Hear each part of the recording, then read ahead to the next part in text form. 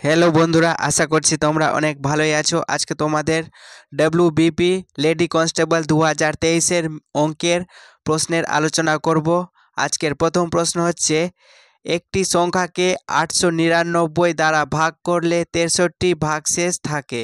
সংখ্যাটিকে 29 দ্বারা ভাগ করলে কত ভাগশেষ থাকবে? তাহলে আমরা কি করব, যে 63কে যদি আমরা 29 দিয়ে ভাগ করি তাহলে কত থাকবে? 63কে যদি আমরা 29 দিয়ে ভাগ করি তাহলে 2 বারে হয়ে যাচ্ছে 58। তাহলে আমার অ্যান্সার হয়ে যাচ্ছে 5 ভাগশেষ থাকবে। কত ভাগশেষ থাকবে?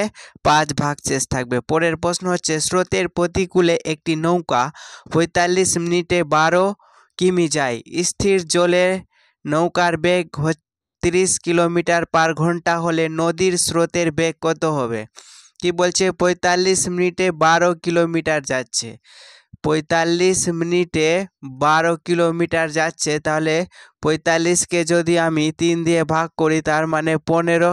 তাহলে 15 মিনিটে কত কিলোমিটার যাচ্ছে? 4 কিলোমিটার যাচ্ছে। তাহলে 4 দিয়ে যদি আবার গুণ করে দিই তাহলে 1 ঘন্টায় বা 60 মিনিটে কতটা যাচ্ছে? 60 মিনিটে যাচ্ছে 16 কিলোমিটার। 60 মিনিট মানে 1 ঘন্টায় কতটা যাচ্ছে?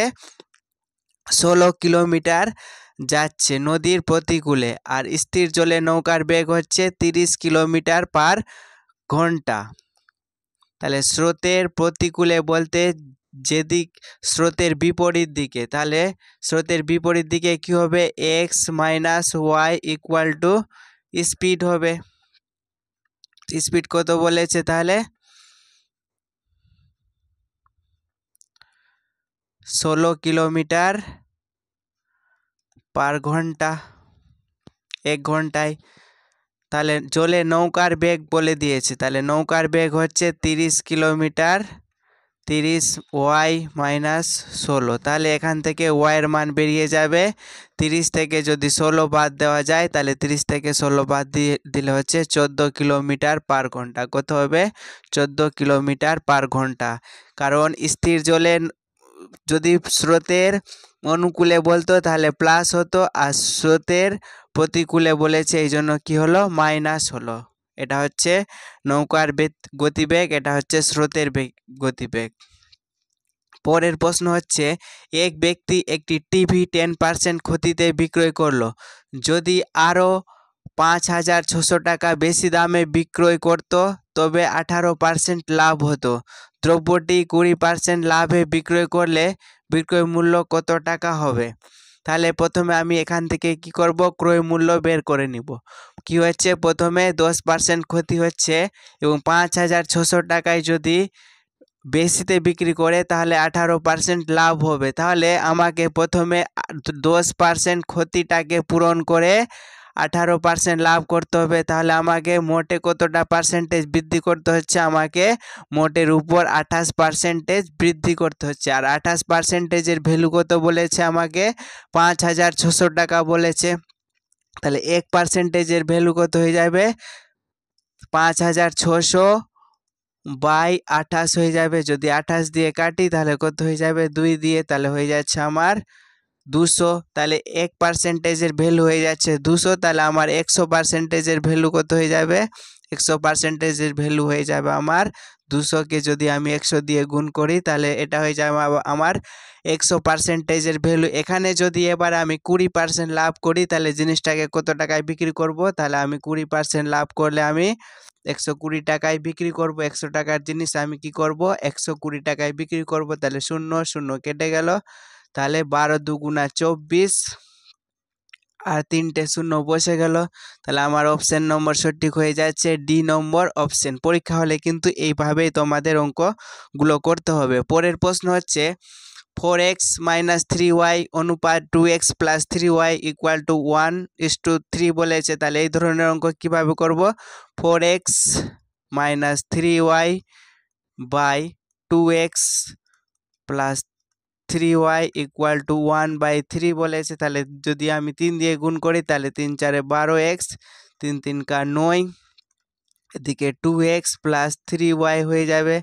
যদি 12 থেকে 2x বাদ দিই তাহলে হয়ে যাবে 10x, আর এদিকে এপারে মাইনাস আছে, এবার আসলে প্লাস হয়ে যাবে, তাহলে 9 আর 3 হয়ে যাবে 12y। তাহলে x by y equal to হয়ে যাচ্ছে 12/10 হয়ে যাচ্ছে। তাহলে কাটাকাটি করি, তাহলে 6 আর এদিকে হয়ে যাচ্ছে 5, তাহলে 6:5 আমার হয়ে যাচ্ছে সঠিক অ্যান্সার। অঙ্কগুলো এইভাবেই করতে হবে পরীক্ষা হলে। পরের প্রশ্ন হচ্ছে 20 পাতার একটি বইতে একটি পাতা হারিয়ে গেছে, বাকি পাতাগুলোর নম্বরের সমষ্টি 195, হারিয়ে যাওয়া পাতাটির নম্বর কত? তাহলে 1 থেকে 20 পর্যন্ত, তার মানে 1 + 2 + 3 + 4 প্লাস এইভাবে আমার কি করেছি 20টি পাতার সমষ্টি আমার বের করতে হবে প্রথমে, কারণ আমার এর মধ্যে একটি পাতা হারিয়ে গেছে। একটি পাতা হারিয়ে যাওয়া মানে আমার পেজ নম্বর কটা হারিয়ে যাওয়া? পেজ নম্বর 2টো হারিয়ে যাওয়া, কারণ একটি পাতার পেছনে একটি, সামনে একটি নম্বর থাকে এবং পেছনে একটি নাম্বার থাকে, অর্থাৎ 2টি নাম্বার থাকে।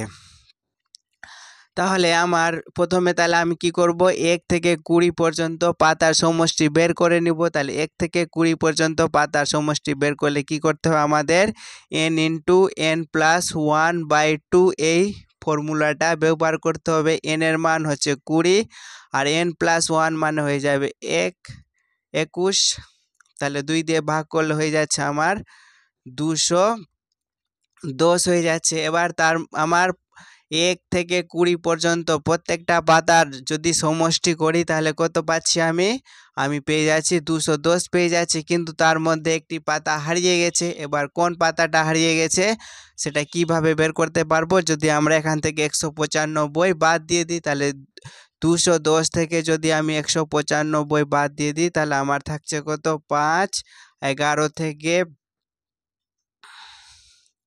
11 থেকে 10 বাদ দিলে হয়ে যাচ্ছে 1, তাহলে আমার থাকছে 15। তাহলে আমি এখানে অপশানে দেখবো যে কোন দুটি সংখ্যা যোগ করে 15 হচ্ছে, তাহলে 5 আর 6 যোগ করে 11 হচ্ছে। এটা কিন্তু হবে না, এটা 10 আর 9 যোগ করে হচ্ছে 19, তাহলে এটাও হবে না, এটাও হবে না। তাহলে আমার সঠিক অ্যান্সার হয়ে যাচ্ছে 7 এবং 8 যোগ করে আমার কত পাচ্ছি? 15 পাচ্ছি। তাহলে আমার সঠিক অ্যান্সার হয়ে যাচ্ছে 15। পরের প্রশ্ন হচ্ছে একটি অঙ্কে ভাগফল ভাগশেষের 5 গুণ এবং ভাজক ভাগশেষের 9 গুণ, ভাজক 135 হলে ভাজ্য কত হবে? তাহলে প্রথমে আমরা দেখে নিব যে এখানে যদি আমাদের ভাজক হয়, কি হয়? ভাজক। তাহলে এখানে ব্র্যাকেটে কি থাকে? ভাজ্য থাকে। আর এখানে কি থাকে? ভাগফল। আর নিচে কি থাকে? ভাগশেষ থাকে। তাহলে আমাকে কি বলেছে যে একটি অঙ্কে ভাগফল ভাগশেষের 5 গুণ, যদি আমি ভাগশেষ কত ধরে নিই? x ধরে নিলাম। ভাগশেষ আমি কি ধরে নিলাম? x। তাহলে আমার ভাগফল কত হয়ে যাবে? ভাগফল হয়ে যাবে 5x হয়ে যাবে। কি হয়ে যাবে? ভাগফল 5x হয়ে যাবে। এবং ভাজক ভাগশেষের 9 গুণ, তাহলে ভাগশেষ কত হয়ে যাচ্ছে আমার? 9x হয়ে যাচ্ছে। কত হয়ে যাচ্ছে? 9x হয়ে যাচ্ছে। হলে ভাজক 135 হলে ভাজকের মান বলে দিয়েছে। কত বলেছে? ভাজকের মান 135। আর ভাজক আমাদের কত বের করা আছে? 9x বের করা আছে। 9x ইকুয়াল টু কত বলে দিয়েছে? 135 বলে দিয়েছে। তাহলে x এর মান আমাদের কত হবে? 15 হয়ে যাবে। কত হয়ে যাবে? 15। সেই হিসাবে আমাদের ভাগফল কত পাবো? 5 15-তে 75 পেয়ে যাবো। কত পাবো? 5 15-তে 75। আর ভাগশেষ কত পাচ্ছি আমরা? তাহলে 15 পেয়ে যাচ্ছি। আর কি জানতে চেয়েছে আমাদের কাছে? ভাজ্য জানতে চেয়েছে। তাহলে ভাজ্য আমাদের কি করে বের হবে? তাহলে ভাজ্য বের করার জন্য হচ্ছে ভাজক গুণিত ভাগফল প্লাস ভাগশেষ। তাহলে ভাজক কত আছে? ভাজক আমাদের 135 দেওয়া রয়েছে, গুণিত ভাগফল কত বেরিয়েছে আমাদের? ভাগফল বেরিয়েছে 75। কত বেরিয়েছে? 75 প্লাস ভাগশেষ আমাদের কত আছে? ভাগশেষ আমাদের 15 আছে। তাহলে এটাকে যদি আমরা সরল করে নিই তাহলে আমাদের সঠিক অ্যান্সার বেরিয়ে যাবে। তোমরা এই অঙ্কটা বাড়ি থেকে করে নিবে আর কমেন্ট করে অবশ্যই জানাবে। এটা তোমাদের হোমওয়ার্ক রইলো, এটাকে গুণ করে 15 প্লাস করে সঠিক অ্যান্সার এখান থেকে একটা বেরিয়ে যাবে। পরের প্রশ্ন হচ্ছে, কোনো ব্যবসায়ে 7,000 টাকা মোট মূলধনের মধ্যে রাম সেমের থেকে 200 টাকা বেশি এবং সেম যদুর থেকে 400 টাকা বেশি বিনিয়োগ করে ব্যবসার শেষে মোট 3,500 টাকা লাভ হয়, রাম কত টাকা লভ্যাংশ পাবে? কে কে রয়েছে ব্যবসাতে? 3 জন রয়েছে। কে কে রয়েছে? প্রথমে রাম রয়েছে, তারপরে কে রয়েছে? সেম রয়েছে, তারপরে কে রয়েছে? যদু রয়েছে। কে রয়েছে? যদু। তাহলে প্রশ্ন আমি প্রথমে পড়ব। কি বলছে? সেম যদুর থেকে 400 টাকা বেশি বিনিয়োগ করে। সেম কি করেছে? যদুর থেকে 400 টাকা বেশি দিয়েছে। তাহলে যদু যদি x টাকা দেয় তাহলে সেম কত টাকা দেবে? x প্লাস 400 টাকা দেবে। এবার কি বলছে? রাম সেমের থেকে 200 টাকা বেশি দিয়েছে। রাম কি করেছে? সেমের থেকে 200 টাকা বেশি দিয়েছে। তাহলে সেম কত টাকা দিয়েছে? x প্লাস 400 টাকা দিয়েছে। তাহলে রাম কত টাকা দিবে? x প্লাস 600 টাকা দিবে। এখানে 200 টাকা বেশি হয়ে যাচ্ছে। তাহলে তাদের মধ্যে মোট কত টাকা জমা হয়েছে? 7,000 টাকা জমা হয়েছে। আর এখানে কত টাকা জমা পড়েছে? এখানে জমা পড়েছে, সবটাকে যদি আমি যোগ করে দিই এখানে, তাহলে কি হয়ে যাবে? 3x প্লাস 1,000 ইকুয়াল টু কত হচ্ছে? 7,000। তাহলে এখান থেকে 3x ইকুয়াল টু কত হয়ে যাবে? 3x ইকুয়াল টু 6,000 আর x ইকুয়াল টু পেয়ে যাব আমরা 2,000। x এর মান কত পেলাম আমরা? 2,000 পেলাম। সেই হিসাবে মূলধনের অনুপাতে ভাগ করতে হবে। তাহলে x এর মান কত? 2,000। তাহলে রাম কত টাকা দিয়েছে? রাম দিয়েছে 2,600 টাকা দিয়েছে। আর সেম কত টাকা দিয়েছে? সেম দিয়েছে 2,400 টাকা দিয়েছে। আর যদু কত টাকা দিয়েছে? যদু দিয়েছে 2,000 টাকা দিয়েছে। এবার আমাদের কাছে জানতে চেয়েছে যে রাম কত টাকা দিয়েছে। তাহলে রাম কত টাকা দিয়েছে কি করে বের করা যাবে? এখানে কিন্তু অঙ্ক না করে আমরা উত্তর বের করে নিব। রাম কি দিয়েছে? 2,600 টাকা দিয়েছে। 2,600 মানে 13-র গুণিতক দিয়েছে। তাহলে আমরা অপশানে দেখব যে 13-র গুণিতক কোনটা দেওয়া রয়েছে। তাহলে এখানে বি তো 13-র গুণিতক নেই, ডিতেও নেই এবং সিতেও নেই। তাহলে একমাত্র অপশন নম্বর এ হয়ে যাবে আমাদের সঠিক অ্যান্সার। এবার তোমরা যদি মনে করো যে আমরা সঠিকভাবে অঙ্ক করব, তাহলে কি হয়ে যাবে? 2,600 অনুপাত 2,400 অনুপাত 2,000। তাহলে দুটো শূন্য কেটে গেল, থাকলো 13, 12, 10। তাহলে সবটা যদি যোগ করে দিই তাহলে আমাদের হয়ে যাচ্ছে 35 ইউনিট। আর 35 ইউনিটের ভ্যালু বলে দিয়েছে আমাদের 3500। তাহলে 1 ইউনিটের ভ্যালু হচ্ছে আমাদের 100 হয়ে যাচ্ছে আমাদের 1 ইউনিটের ভ্যালু। তাহলে রাম কত টাকা দিয়েছে? 13 ইউনিটের ভ্যালু হয়ে যাবে 1,300 টাকা। এইভাবে কিন্তু আমাদের অঙ্ক করতে হবে। পরে তোমাদের দেখে মনে হচ্ছে যে এটা অঙ্ক অনেক বড় হয়েছে, কিন্তু আসলে এটা তোমাদের বোঝালাম বলে অঙ্কগুলো বড় হলো, না হলে কিন্তু পরীক্ষা হলে ডাইরেক্ট আমরা এই জিনিসটা করতাম, এখান থেকে এইটুকুনটাই করতাম। পরের প্রশ্ন হচ্ছে, এক ব্যক্তি 120 কিমি দূরত্ব 20 ঘন্টায় অতিক্রম করে। সে সম্পূর্ণ পথের অর্ধাংশ 3/5 অংশ সময়ে অতিক্রম করে থাকলে বাকি অংশের ক্ষেত্রে তার গতিবেগ কত কিলোমিটার ঘন্টা ছিল? তাহলে অর্ধাংশ মানে 120-র 60 কিলোমিটার। 60 কিলোমিটার কিভাবে গেছে? বলছে যে 3/5 অংশ সময়ে অতিক্রম করে। তাহলে ওর মোটে কতটা সময় লেগেছে? মোটে লেগেছে 20 ঘন্টা, কিন্তু তার অর্ধেকটা যেতে বা 60 কিলোমিটার যেতে কতটা সময় লেগেছে? 20-র 3/5 অংশ। তাহলে 4 × 5 = 20, 3 × 4 = 12। তার মানে 12 ঘন্টা লেগেছে এই 60 কিলোমিটার যেতে। কিন্তু মোটের উপর ডিস্টেন্স কত রয়েছে? মোটের উপর ডিস্টেন্স রয়েছে 120 কিলোমিটার। তাহলে আমার বাকি রয়েছে আর 60 কিলোমিটার। এই 60 কিলোমিটার যেতে তার আর কতটা গতিবেগ লাগবে? তার 12 ঘন্টা তো হয়ে গেছে, তার মানে আর কত ঘন্টা রয়েছে তার হাতে? 20 ঘন্টা থেকে যদি 12 ঘন্টা বাদ দেওয়া যায় তাহলে রয়েছে 8 ঘন্টা। তাহলে 8 ঘন্টায় তাকে 60 কিলোমিটার যেতে হবে, তাহলে 1 ঘন্টায় তার গতিবেগ কত হবে? তাহলে 8 দিয়ে আমি ভাগ করে দিব, 4 দিয়ে যদি ভাগ করি তাহলে 15, আর এটা হয়ে যাচ্ছে 2, তাহলে 15কে যদি 2 দিয়ে ভাগ করি তাহলে অ্যান্সার হয়ে যাচ্ছে 7.5 কিলোমিটার পার ঘন্টা। তাহলে আমাদের সঠিক অ্যান্সার হয়ে যাচ্ছে 7.5 কিলোমিটার প্রতি ঘন্টায়। পরের প্রশ্ন হচ্ছে, পরপর দুটি অখণ্ড সংখ্যার বর্গের পার্থক্য হচ্ছে 37, বৃহত্তম সংখ্যাটি কত? তাহলে আমি এখান থেকে কি করব? অপশন টেস্ট করার চেষ্টা করব। কি করব? Option test. প্রথমে দেওয়া রয়েছে 17, তাহলে 17 স্কোয়ার কত? 289। তার থেকে ছোট কত আছে? তার থেকে 16 আছে, 16 স্কোয়ার হচ্ছে 256। তাহলে বিয়োগ করব, 9 থেকে 6 বাদ দিলে হচ্ছে 3, তাহলে এটা অপশন ম্যাচ করছে না, তাহলে এটা হবে না। তারপর রয়েছে 20, 20 স্কোয়ার হচ্ছে 400। তারপর রয়েছে 20 যদি বৃহত্তম হয় তারপরে কত হচ্ছে? 19, 19 হচ্ছে 361। তাহলে 10 থেকে 1 বাদ দিলে 9, তাহলে এই অপশনটাও হচ্ছে না। তারপরে দেওয়া রয়েছে 18, 18 স্কোয়ার কত? 324। আর 18 থেকে 1 কম হচ্ছে 17, 17 স্কোয়ার কত? 289। 14 থেকে যদি 9 বাদ দেওয়া যায় তাহলে 14 থেকে 9 বাদ দিলে হচ্ছে 5, তাহলে এই অপশনটা মিলছে না। তাহলে লাস্ট রয়েছে 19, তাহলে 19 কত দেওয়া রয়েছে? 19 এর স্কোয়ার হচ্ছে 361, 19-এর থেকে কম হচ্ছে 324। তাহলে 11 থেকে 4 বাদ দিলে 7, আর 6 থেকে 3 বাদ দিলে 37। তাহলে আমার সঠিক অ্যান্সার হয়ে যাচ্ছে ডি নম্বর অপশন।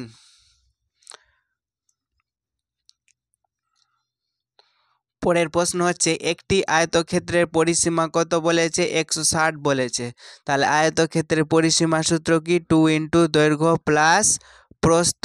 কত দেওয়া রয়েছে? 160 দেওয়া রয়েছে। তাহলে এ প্লাস বি এর মান কত হলো? তাহলে এ প্লাস বি এর মান হলো 80। এবার বলছে দৈর্ঘ্য 10 মিটার কমালে এবং প্রস্থ 10 মিটার বাড়ালে এটি একটি বর্গক্ষেত্রে পরিণত হবে। কিসে পরিণত হবে? বর্গক্ষেত্র। তাহলে আমি যদি এই 80-কে 2 ভাগে ভাগ করতে হবে, তাহলে 80-কে যদি আমি একটাকে 30 মেনে নিই আর একটাকে যদি আমি 50 মেনে নিই, তাহলে যোগ করে কত হচ্ছে? 80 হয়ে যাচ্ছে। এবার যদি আমি এটাকে প্রস্থ মনে করি আর এটাকে যদি দৈর্ঘ্য মনে করি, তাহলে প্রস্থ থেকে যদি প্রস্থে কি করছে? 10 মিটার বাড়ালে, তাহলে প্রস্থের সাথে যদি 10 যোগ করি তাহলে এটা হয়ে যাচ্ছে 40, আর এটার সাথে যদি আমি 10 বিয়োগ করি তাহলে এটা হয়ে যাচ্ছে 40। তাহলে এটা একটা কি পেয়ে যাচ্ছি? আমি একটি বর্গক্ষেত্র পেয়ে যাচ্ছি। তাহলে আমার দৈর্ঘ্য এবং প্রস্থ পেয়ে গেছি। কার দৈর্ঘ্য এবং প্রস্থ পেয়ে গেছি? একটি আয়তক্ষেত্রের দৈর্ঘ্য এবং প্রস্থ পেয়ে গেছি। তাহলে আমার কাছে আয়তক্ষেত্রটির ক্ষেত্রফল জানতে চেয়েছে। তাহলে 30 এবং 50 যদি গুণ করি তাহলে কত হবে? 1500 বর্গমিটার। কত হবে? 1500 বর্গমিটার হয়ে যাবে আমার সঠিক অ্যান্সার। পরের প্রশ্ন হচ্ছে, একটি বর্গাকার ভূমি বিশিষ্ট বাক্সের মেঝের ক্ষেত্রফল 144 বর্গ সেমি। কি দেওয়া রয়েছে? একটি বর্গাকার দেওয়া রয়েছে। কি দেওয়া রয়েছে? একটি বর্গাকার দেওয়া রয়েছে। এর মেঝের ক্ষেত্রফল কত বলেছে? 144।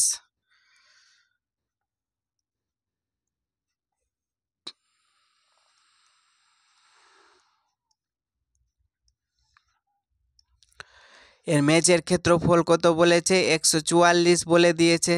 তাহলে কি হবে? এর উপরটারও ক্ষেত্রফল কত হবে? 144 হয়ে যাবে। কত হবে? 144। তাহলে আমি কত পাচ্ছি? 2 ইন্টু 144 পেয়ে যাচ্ছি। তাহলে কত হচ্ছে? 288 আমি পেয়ে গেলাম। এবার বাকি রয়েছে 4 দেওয়ালের ক্ষেত্রফল। সামনে একটা দেওয়াল রয়েছে, তার পেছনে একটা দেওয়াল রয়েছে, মোটের উপর 4টি দেওয়াল রয়েছে। 4টি দেওয়ালের ক্ষেত্রফল কত হবে? এই বর্গকারের যদি ক্ষেত্রফল 12 হয় তাহলে এর বাহুর দৈর্ঘ্য কত হবে? এর বাহুর দৈর্ঘ্য আমি 12 পেয়ে যাব। আর এর উচ্চতা কত বলেছে? এই বাক্সটি 10 সেমি উচ্চতা হলে কত বলেছে? উচ্চতা 10। তাহলে একটি বর্গাকারের ক্ষেত্রফল কত হবে? 12 গুণিত 10 হয়ে যাবে। কিন্তু এখানে আছে কতটা, 4টা দেওয়া রয়েছে। এই যে এখানে একটা দেওয়া রয়েছে, এখানে একটা দেওয়া রয়েছে, এই যে পাশের একটা আর সামনের একটা দেওয়া রয়েছে।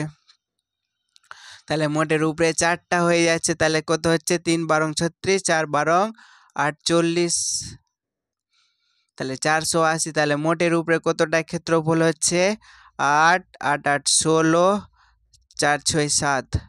তাহলে আমার হয়ে যাচ্ছে 768 বর্গমিটার। কত বর্গমিটার, 768 বর্গমিটার হয়ে যাচ্ছে আমার ক্ষেত্রফল মোটের উপর। আর এক বর্গ সেমিতে কত টাকা খরচ হচ্ছে, 10 টাকা খরচ হচ্ছে। তাহলে আমি 768 বর্গ সেমিতে কত খরচ হবে, 10 দিয়ে গুণ করে দেবো। তাহলে 7680 হয়ে যাবে আমার সঠিক অ্যান্সার। পরের প্রশ্ন হচ্ছে, এ বি ও সি বৃত্তাকার পথ বরাবর একই দিকে একই সময় যাত্রা শুরু করলো। এ কমা বি ও সি যথাক্রমে 252 সেকেন্ড, 308 সেকেন্ড, 158 সেকেন্ড এক পাক ঘোরে। তারা যদি একই স্থান থেকে যাত্রা শুরু করে তবে কত সময়ে পরে তারা আবার সেই স্থানে মিলিত হবে। যদি এই ধরনের অঙ্ক থাকে তাহলে কি করব, এই ধরনের অঙ্ককে আমি এই তিনটের কি করব, লসাগু করে দেব। কি করব, লসাগু। 252,308198। তাহলে কত দিয়ে যাবে, তোমরা কিন্তু এটা লসাগু বাড়ি থেকে করে নেবে। কি করবে, লসাগু বাড়ি থেকে করে 60 দিয়ে ভাগ করে নেবে আর অ্যান্সার হয়ে যাবে। তোমাদের এটা হোমওয়ার্ক দিয়ে দিলাম। পরের প্রশ্ন হচ্ছে, এক ব্যক্তি 18 কিলোমিটার পার ঘন্টা বেগে ঘোড়ায় চড়ে প্রতি 7 কিমি পর পর সে ঘোড়া পরিবর্তন করার জন্য 6 মিনিট থামে। সে 90 কিমি পথ কতক্ষণে যাবে। তাহলে তাকে 7 কিলোমিটার অন্তর অন্তর কি করছে, সে ঘোড়া পরিবর্তন করছে। তাহলে তাকে 90 কিলোমিটার যাওয়ার জন্য প্রথমে 18 কিলোমিটার ঘন্টায় 90 কিলোমিটার যেতে তার কত সময় লাগবে, তাহলে 90 ভাগ 18, তাহলে প্রথমে তার 5 ঘন্টা এরকম লাগবে। কিন্তু সে কি করছে, 7 কিলোমিটার পর পর থামছে। তাহলে 90 কিলোমিটারে তাকে কতবার থামতে হবে, তাহলে 7 দিয়ে যদি ভাগ করে দিই, 7 12তে 84। কত, 7 12তে 84 কিলোমিটার। আর 7 13তে 91, কিন্তু 90 কিলোমিটার আছে। তাহলে তাকে কতবার থামতে হবে, তাকে 12 বার থামতে হবে। আর 12 বার থামার জন্য তার কতটা সময় নষ্ট হবে, একবার থামলে তার 6 মিনিট নষ্ট হচ্ছে। কত মিনিট, 6 মিনিট নষ্ট হচ্ছে। তাহলে 12 বার থামার জন্য তার মোটের উপরে 6 12তে 72 মিনিট নষ্ট হবে। কতটা সময় নষ্ট হবে, 72 মিনিট নষ্ট হবে। 72 মিনিট মানে কত, 1 ঘন্টা 12 মিনিট। কত, 1 ঘন্টা 12 মিনিট। আর এদিকে কতটা সময় লেগেছে, 5 ঘন্টা। তাহলে 5 ঘন্টার 1 ঘন্টা 12 মিনিট মানে হচ্ছে 6 ঘন্টা 12 মিনিট। তাহলে সঠিক অ্যান্সার হয়ে যাচ্ছে আমার 6 ঘন্টা 12 মিনিট। পরের প্রশ্ন হচ্ছে, এক অসাধু ব্যবসায়ী জাল বাটখারা ব্যবহার করে কোনো দ্রব্যের ক্রয় ও বিক্রয় উভয় ক্ষেত্রেই 10% করে ঠকায়। তার মোট লাভের শতকরা হার কত। কোনো একটা দোকানদার রয়েছে যে বাজার থেকে কেনার সময় কি করছে, 10% ঠকাচ্ছে এবং সেই 10% ঠকানোর পরে আবার বিক্রি করার সময় আবার 10% ঠকাচ্ছে। তার মানে একবার কেনার সময় ঠকাচ্ছে 10%, একবার বিক্রি করার সময় 10% ঠকাচ্ছে। তাহলে এই ধরনের ঘটনা ঘটলে আমরা কি করব, এই 10%-এর সাকসেসিভ করে নেব। কি করব, সাকসেসিভ প্রফিট। তাহলে 10% প্রথমে লাভ করছে, আবার কি করছে, কেনার সময় 10% লাভ, বিক্রি করার সময় 10% লাভ।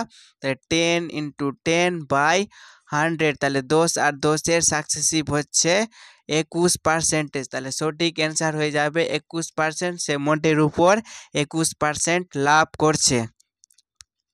পরের প্রশ্ন হচ্ছে, এ কমা বি এর দ্বিগুণ কর্মদক্ষ। কি বলেছে, এ এবং বি দুজন রয়েছে, তাদের দক্ষতা একজনের আরেকজনের ডাবল। কি বলছে, এ বি এর দ্বিগুণ কর্মদক্ষ। তাহলে বি এর এফিসিয়েন্সি যদি 1 হয় তাহলে এর এফিসিয়েন্সি কত হবে? এর এফিসিয়েন্সি 2 হবে। এবার তাদের মোট কাজ কত দিনে শেষ করছে? মোট কাজ 6 দিনে শেষ করছে। দুজনে একত্রে কত দিনে শেষ করছে? 6 দিনে। তাহলে কাজের পরিমাণ কতটা আছে আমার জানা নেই, আমি ধরে নিলাম কাজের পরিমাণ হচ্ছে এক্স। তাহলে এরা দুজন কত দিনে কাজটা শেষ করবে? তাহলে এক্স বাই 3 দিনে কাজটা শেষ করবে। আর আমাকে এখানে কত দিন বলে দিয়েছে? আমাকে 6 দিন বলে দিয়েছে। তাহলে 6, তাহলে এক্স ইকুয়াল টু কত পেয়ে যাচ্ছি আমি? এক্স ইকুয়াল টু পেয়ে যাচ্ছি 3 6 18। তাহলে মোট কাজের পরিমাণ কত রয়েছে? 18 ইউনিট কাজ রয়েছে। এবার এ একা কত দিনে করতে পারবে সেই কাজটা, বা 18 ইউনিট কাজ এ একা কত দিনে করতে পারবে? তাহলে যদি আমি 18কে যদি 2 দিয়ে ভাগ করে দিই তাহলে আমি পেয়ে যাব 9 দিনে করতে পারবে। কে করতে পারবে? এ একা কাজটা 9 দিনে করতে পারবে। আর যদি বি জানতে চাইতো তাহলে 18/1 করতাম, তাহলে কত হতো? বি একা কাজটি 18 দিনে করতে পারবে। তাহলে আজকে আমি তোমাদের 15টি প্রশ্নের সমাধান করালাম, আর একটি প্রশ্ন বাড়ির কাজ দিয়েছি, আর একটি প্রশ্নের লসাগু করতে দিয়েছি। তোমরা কিন্তু কমেন্ট করে অবশ্যই জানাবে। এগুলো প্রশ্ন কিন্তু 2023 সালের WBP লেডি কনস্টেবল পরীক্ষায় এসেছে। আর তোমরা যদি আমাদের চ্যানেলে নতুন হয়ে থাকো তাহলে চ্যানেলটিকে অবশ্যই সাবস্ক্রাইব করো এবং পাশের বন্ধুদের অবশ্যই শেয়ার করো।